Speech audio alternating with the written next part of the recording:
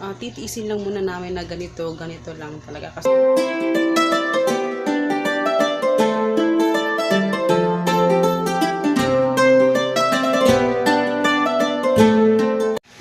hello guys, hindi na ako nakapag-vlog kanina no sa nung kumain na kami.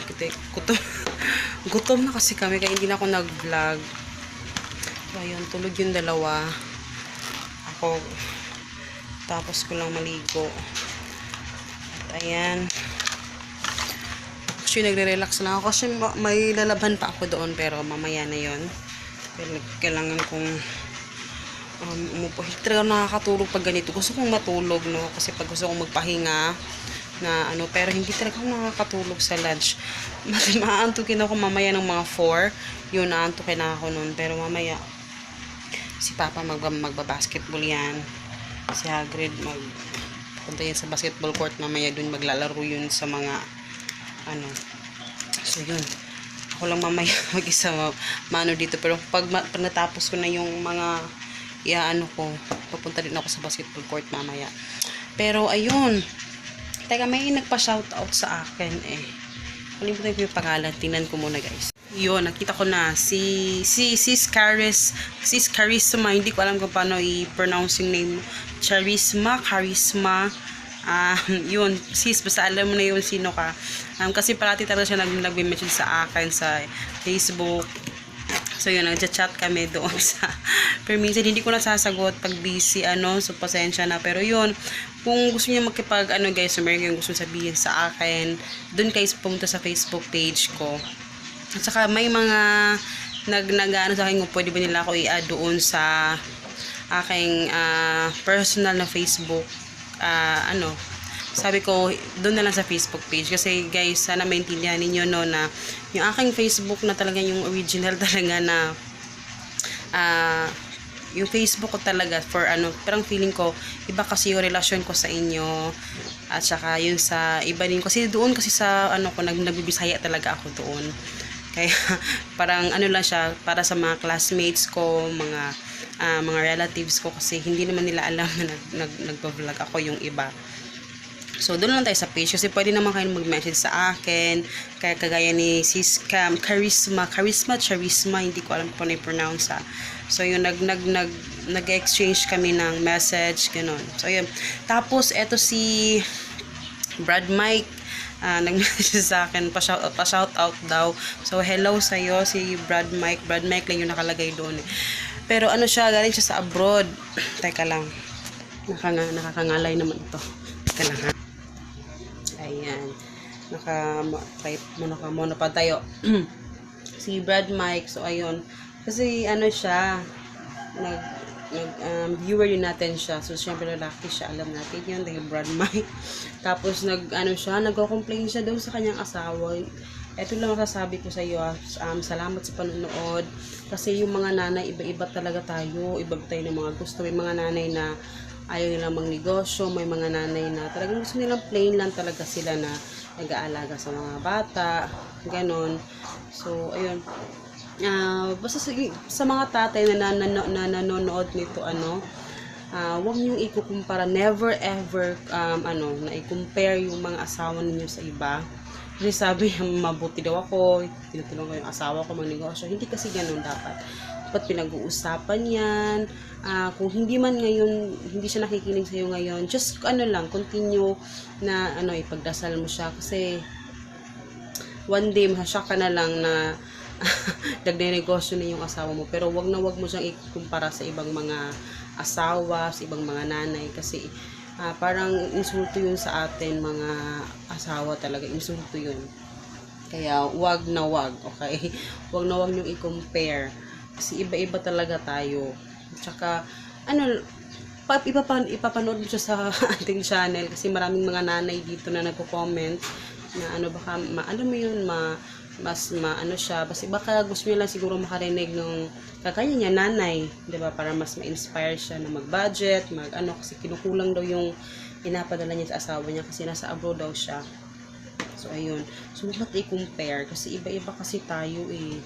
Kaya, ako siguro asawa, ma-offend ako or talagang masasakit yung aking bangs. Pero ayun, wag natin i-compare ang ating mga asawa, ha? Sa mga tatay na nanonood. Kasi alam ko may mga tatay din dito na nanonood sa atin. So, wag niyo ikumpara yung mga asawa ninyo. Kasi, ayun. Si Papa. Papa. Ha? Si Papa. Ano ka? Sakit? Ha? Tapos pala yung sa mga nag-comment doon sa ating giveaway, yung pasensya na medyo napabilis yung aking pag-ano doon sa salita. Kasi pinagmamadali talaga ako doon kasi si Alice kami ni Hagrid noon. Pero ayun, sa mga sumali, salamat at huwag kalimutang mag-hashtag ha, ng hashtag Our Family Budget. Huwag niyong kakalimutan at i-announce ko lang kung ano yung winner. Kasi gusto ko mas maraming makasali. Pero ayun, hintayin nyo lang yung aking announcement. So, para sa winner natin. Tapos yun. Ano pa ba yung sasabihin ko? Kasi yun, nagpapasalamat ako sa mga nag-subscribe, no. Medyo madami na tayo. So, nagpapasalamat ako. Dahil, magsa 7 ata tayo. So, ayun. Maraming salamat. Kasi ako tulog pa.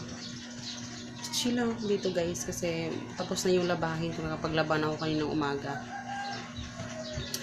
So yun, ang gagawin ko lang ngayon, kanina hindi talaga ako nag-vlog kasi naglinisan talaga ako. So yung TV namin, nakita nyo naman siguro kanina, no, yung TV inano na namin. So yung hindi lang masyadong kita, pero ayun. Tapos yung dito medyo ano na siya, medyo mga puti-puti kasi ano kasi ito guys, pininturahan kasi ito na natanggal na yung mga pintura niya, kaya yan siya. Nilagyan ko rin ito ng varnish, nilagyan ko din siya, pero wala akong ano, hindi talaga ako ganoon ka ano sa mga decorations, hindi talaga ako ganoon ka ano, parang hindi yung aking forte siguro. Basta ma-arrange ko lang yung aking mga tawag dito, mga gamit. Hindi na ako nagano talaga. Basta yung ang pala sa akin is madali ko siya nakikita. Tapos yun yung isa talaga yung gusto kong ano. Wala akong ano sa mga kulay, sa mga ano. Hindi ako, siguro hindi talaga yung aking forte, no? Pero yun lang yung gusto ko, nakikita ko, alam ko kung saan ko siya kukunin, pati kagaya nila Papa. Kasi naiinis ako kay Papa kasi tanong-tanong, nasan yung ano, kahit sa harapan na. So, kailangan talaga, alam ko kung magtatanong sila, alam ko kung saan. So, yan, gusto ko lang talaga nakikita lahat. Yung ano, like sa pagluluto, gusto ko, yung sa pagluluto ko, nasa ang mga toyo, mga asin, mga ano, dyan talaga lahat sa malapit lang sa akin, sa oven lang talaga siya malapit. So ayun, so ganun lang ako talaga, hindi na siguro talaga ako marunong mag-decorate ng mga ano, hindi talaga ako ganun kagaling sa mga ganun guys, pagaya ng ganyan. Yan mga ingay ng manok. So, kagaya yun, hindi ako mahilig mamili ng mga, hindi kami mamili ng mga furnitures, mga ano. So, alam nyo ba, eto nga, sabihin ko sa inyo, halos itong mga, ano nito, mga gamit ito sa bahay, hindi kami, kasi, pag may nagagamit pa, hindi talaga ako bumibili, guys, talagang ganun. So, kagaya nitong table, ni-recycle ko lang to guys, kasi, ito yung chan ko naman, ano, recycle ko lang itong table na to. Ito yung table na inanuhan namin. So, binarnishan ko lang to. Ingay talaga. Yan talaga realidad, no? So, yung mga manok ang ingay. So, binarnishan ko lang to. Kasi patak ko na to eh. So, ganoon ako, mali ako mag-recycle. So, eto, ayan siya. Yung ano, maganda naman siya eh. Yung ano lang talaga, yung mga chair lang talaga. Etong mga chair nito, ano to, hindi din kami ang bumili nito, kay sa mama ko to. Tapos yun, sa mama ko lahat ito, yung mga chair na ito, hindi na kami bumili kasi may nagagamit pa naman. So parang feeling ko hindi pa siya panahon kasi may nagagamit pa naman kami, may mga mas ibadaling bagay na kailangan bilhin. So kagaya ito, matagal na to sa amin. Ito yung pinaglagyan namin ng TV, nakikita nyo naman nun sa ano, pinaglagyan namin ng TV ng mga toys ni Hagrid. So ayan, dahil meron na yung ito, yan, binalisan ko din yan. Kaya, ayan. So, okay na ako dyan. Basta na-organize lang talaga yung mga gamit. Okay na ako talaga. So, yung meal plan ko doon ko na inilagay. Tapos yung water. Tapos, doon naman sa TV. Napakita ko na ba sa inyo? Pero hindi ko pa napakita, no? Hindi ko na nag-YouTube kasi nahihiya akong ipakita sa inyo. Pero, ayan siya, ha? Teka lang. Madilim kasi, guys. Pero, ayan yung TV, yung picture frame namin, yung mga books, mga toys ni Hagrid sa baba. Kasi dyan talaga siya naglalaro. So, sa baba talaga nilalagay ko yung mga toys. Ang ingay ng manok. So, ayun. Medyo, hindi na maingay yung mga manok. Pero, ayun. Lahat ng yan, guys. Pag yan kasi may nagagamit pa kami, kaya okay lang sa akin na hindi maganda yung mga So, kaya ganun siguro. Parang ngayon naging kontento lang ako kung ano yung meron kami. Ayoko na yung magpapabongga ng mga bagay na hindi naman kailangan. So, darating naman tayo sa punto na gano'n, na bibili tayo ng mga bagong furniture. Pero for now, may mga bagay na kailangan unahin. Alam niyo yun? Yung mga kailangan, alam mo yung mga priority mo. so ngayon, kung ano yung mga nagagamit ko pa, except lang siguro kung talagang sira na, yung kailangan nang bumili. Pero, sayang kasi, yan yung mga yan, yan, itatapon na yan eh. Kasi may nakabili na kasi sila ng bago. So, yan. Binanisan ko na lang. So, ayan. Hinanapan ko na paraan para gumanda. Actually, ang ganda talaga niya. Sa kasi makintab na siya, malinis na. Nung hindi pa yung itsura. Pero, ayun, ang ganda na. Pero, etong bahay lang talaga, hindi kami ganoon ka, alam niyo yung magpaano sa ceiling, magpaganda ng bahay. Kasi talagang, may plan na kasi kami. Ang laki na lang ginastos namin sa bahay na to, guys, nung lumipat kami dito ng mga bubong, lahat ito ginastos namin. Tapos yun, ayun namin gumastos pa. Kaya kasi yun nga, lilipat lang din naman kami, so sayang lang. So for now, titiisin lang muna namin na ganito lang talaga, kasi kailangan din namin ng malaking space para sa mga paninda ko sa Shopee. Tapos yun, medyo masikip na talaga kami sa kwarto. Medyo masikip na talaga, masasabi ko masikip na. Pero for now, kaya kailangan namin tiisin, 'di ba? Kailangan nating tiis para sa yun, hindi kailangan overnight mangyayari lahat ng gusto natin. Kailangan nating pagsumikapan, paghirapan, 'di ba? So, ayun, dami ko na sinabi. Pero talaga. So, for now, yung focus namin is really sa pag-aaral ni Hagrid at saka yung sa aming emergency fund na matapos. So, sana for this, hopefully, matapos na siya para makastop na kami. Pero, hindi nung natapos yung sa emergency fund kasi continue lang yan. Pero, may amount lang kaming kailangan tapusin. And after that, stop na dahil para sa ibang naman para sa bahay na, kasi mas mahal kasi yung sa bahay talaga. Pero yun basta ang dami kong pero yan, nag-update lang ako sa life namin, guys. So ayun,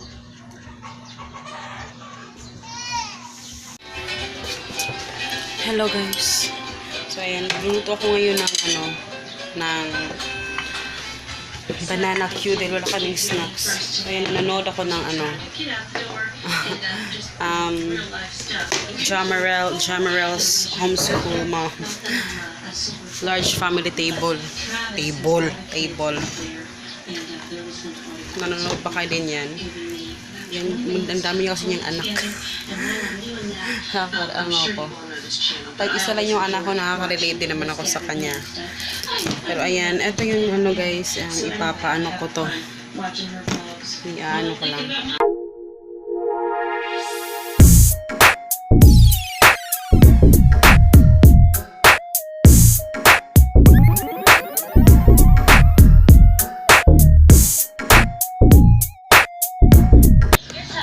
So So, ayan guys, tapos na ako sa ano. Lakas ata. So, ito na yung aking saging at saka nagpaano na ako guys. Yung aking oil. Ito nyo. Ayan, oil ko. So, i-ano ko to. I-banana cube. Yung hagard ng Pesco. Iba-banana cube ko ito. So, ayun. Kasi wala kaming snacks. Ayun, nandito si Papa. So, kailangan ko mag-lotto. Pwede namin makain. So, ayun. So, eto na. Tingnan ko lang siya. Ginagawa ko siya guys. Kailangan ko siyang ipa-brown muna. So, excuse lang naman sa aking not so beautiful na kawali. Pero, ayan. Papa-brown ko lang to guys. Maliit kasi yung kawali ko. Okay. Konti lang din naman kasi yung niluto ko. I mean, lulutuin pala. Diluto. Hindi pa nga tapos, diba? Ayan. Pa-brown ko lang yan, guys. So, eto, guys. Ayan. Mag-ano ko ng aking, eto. So, okay na to.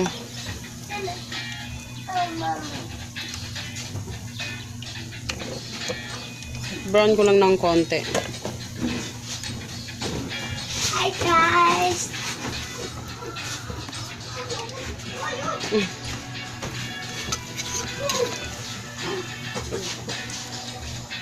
Tapos yung iba guys, na ibang nagluluto ng banana Q, dinidiretso nila sa ano, pag alam niyo yung saging, nakikita niyo siguro yung sa iba. Yung iba dinidiretso nila sa kawali, parang hindi nila nilalatik. Kaya yung buong sugar talagang dumidikit siya sa saging, talagang sugar talaga na hindi pa na ano na ang tawag doon, nalatik. So ayun, ang ginagawa ko dito. So kagaya nito guys, hinango ko na yung saging. Saka ko pa lang siya inaano dyan sa kawali. Kasi ganito yung ginagawa namin ni mama eh. Teka lang. Hindi siya nagpa-flashlight. Ganito yung ginagawa namin ni mama. Kasi ganito yung business namin noon. Kaya alam ko kung ano. So, kailangan mo siyang ilatik.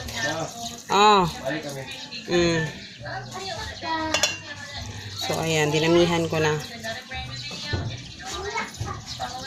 So, ayan. Kailangan ko siyang ipalatik. So, kasi yung iba, dinidiretso nila yung saging at saka yung sugar na ganyan pa, dinidiretso nila. Kaya yung buo-buong sugar, dumidikit sa saging. Kaya ganun. Pero ayan, kailangan ko pang ilatik yan. So, ayan siya guys. Medyo namumupasan siya na guys sa madilim. Madilim kasi siya na side. Ayan. Lumalatik na siya. Pero, kailangan yung bantayan na hindi siya iitim. Dahil papait yan guys. Pag itim na umiitim na yung ano. So, kailangan hindi masyadong maitim. Ayan. Lumalatik na siya. Tapos, pwede na natin siyang ilagay. Yung ating saging.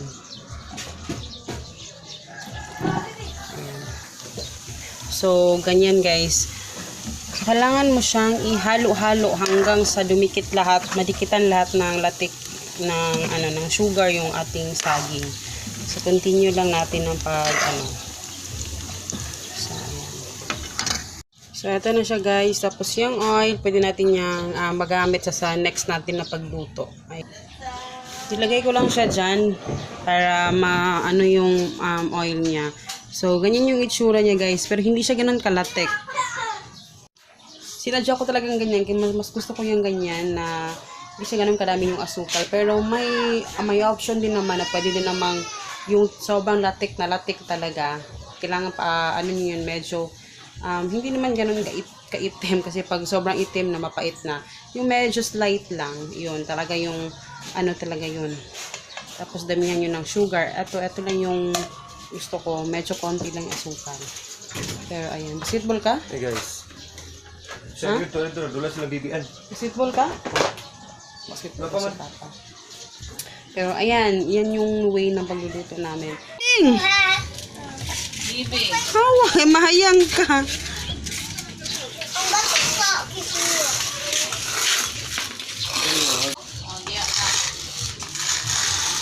Tiglakaw-lakaw. Supervisor ko na. Uy, lingkod lang. Tagay sa bato. Tagay sa bato. Hi guys. Halo. Halo. Pili. Wala mong good. Sis, apis tata. Sis. Ano, nag-selfie. Nag-selfie. Uy. Uy.